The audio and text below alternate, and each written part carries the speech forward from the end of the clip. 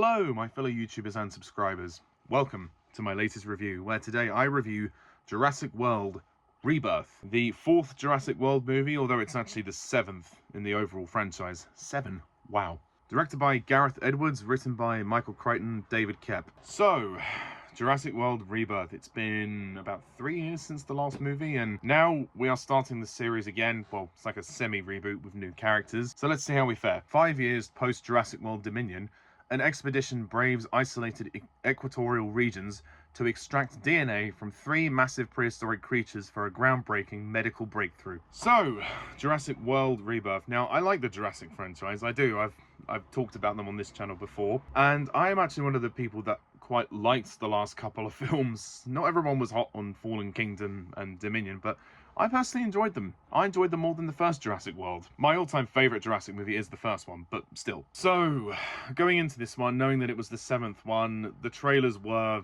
pretty much more of the same, and that's kind of what we got. Jurassic World Rebirth is exactly what you expect it to be. It is nothing more than a fun, popcorn-munching romp with a very thin plot, basic narrative. It's there to entertain you and to be suspenseful, and it does that quite well. It is effective in some of its thrills and spills, but it's nothing we haven't seen before. I wouldn't say that this reinvents the wheel or is the rebirth of the franchise that the title claims it to be, but I will say that it was more fun and more endearing than I expected it to be. I think Gareth Edwards did a pretty good job directing this film, although the story seems to have been spread a bit thin, and they kind of forget about the story in places and just go with the thrills and spills. I like the concept of the premise. It is a good premise, the idea of them getting the samples of the dinosaurs to try and cure medical diseases and try to change the medical industry. I think they just could have made more of that. They could have made the significance of the mission a bit more important.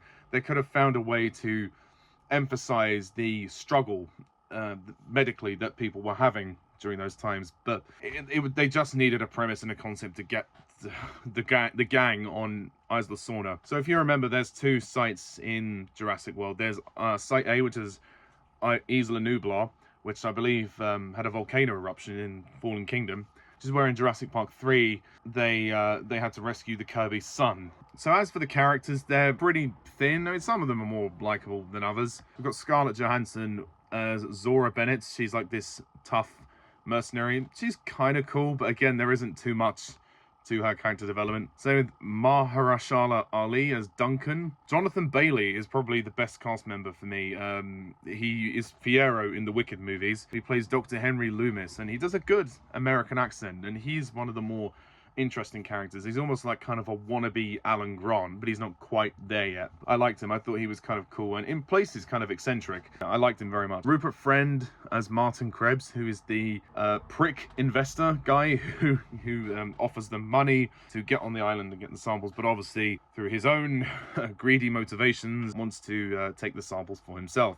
It's very generic. There's some very generic story beats here. Like I said, it's nothing you haven't seen before. And then we also have this family. It's like Hispanic family that are on a boat on holiday. There's a father, 2 daughters, and a boyfriend of the eldest daughter. They get attacked by the mosasaur, and then they are stranded on the island with the other characters. So there's 2 sets of characters that meet sort of almost midway through the film. And then the 2 parties kind of disband. When we get on the island, they disband and they go their separate ways, then they meet again. I did not get the point of this family. Why was this family in the movie? I've got no idea. They had no bearing on the plot whatsoever. It's not as if they even, spoiler alert, kill half of them off anyway. The movie misleads you with people's deaths so much. I mean, in a good way, it does build the suspense to a point, and then it pulls back and makes you think that a certain character may die, but then it doesn't do that. It does that quite a lot in terms of playing with the stakes. But like I said, plot-wise, there is no reason for this family to be in the movie whatsoever, and they're all quite boring. Manuel Garcia-Rulfo's Ruben is the father. Luna Blaise is Teresa, the eldest daughter.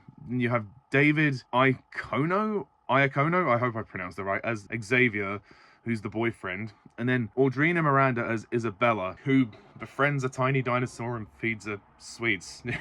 It's a bit of a theme of sweets in this film. If you've seen the opening scene, you'll know what I'm talking about. It just felt like this was an excuse, because in every Jurassic Park film, there's always a kid.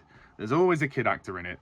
And I feel like this was an excuse to have the little girl in it. But to have all 4 of these characters, like, very bland, very thin characters, don't have a lot of development. Their dynamic is, I suppose, is supposed to be the emotional core of the story, but it was unneeded. It was so unneeded when you have another big group of characters. And like I said, because the characters, they cross over and then they disband and then they cross over again, you almost feel like there's two separate films going on, and that's a problem. The CGI is fine. It's pretty much the same as what you've seen in the previous 3 films. There are some good moments. I think one of my favorite scenes is the cliff scene when the pterodactyl things are trying to attack Jonathan Bailey and Scarlett Johansson. The music score is actually really good by Alexandre Desplat, obviously using the main Jurassic Park theme, but some of the original themes created are really good, to be fair. I also feel like this film is too long. It's 2 hours 15 minutes and the finale is overlong. It's dragged out. They do try to call back to a few of the old films. There's some good references here and there, and there's even a reference, I think, to the kitchen scene in the first movie. But I would be lying if I said this wasn't boring in places. It did go on and it did feel generic. It did feel very unremarkable, uninspired, and I expect a bit more from Gareth Edwards, I'm not gonna lie. That being said, if you're a Jurassic Park fan, you will probably enjoy this film because it does have some thrills and some spills, and the music obviously does play at various points, so you got your nostalgia bait right there, and the acting is solid for the most part. It's well put together, but it's just more of the same. It's another one. There isn't really much to add to that. I did enjoy it. I had fun. I really did have fun with it. But you have to ask yourself, when you get to the 7th installment in your series, why are we still here? Why are we still doing this? If we're going to keep doing this, what can we do to change it? What can we do to refresh or rebirth this franchise? You know, it doesn't feel like they really honoured that title. It should have really been called Jurassic World Survival, because that's all these characters are trying to do, is survive. I want to give a shout out as well to Nick Payne, who I saw the film with. We went to see it together. So Nick, thank you very much. It was great seeing it with you. So just to conclude, I enjoyed this film. It was decent enough, but it's nothing special, and it's a good popcorn munching fun. But that's all these movies are going to be at the moment, and that's what they'll be going forward. And I feel like, I have a feeling it's going to become Fast and Furious. They'll just keep making more and more and more until the money says they can't anymore. So my final rating for Jurassic World Rebirth, I will give it a 7 out of 10.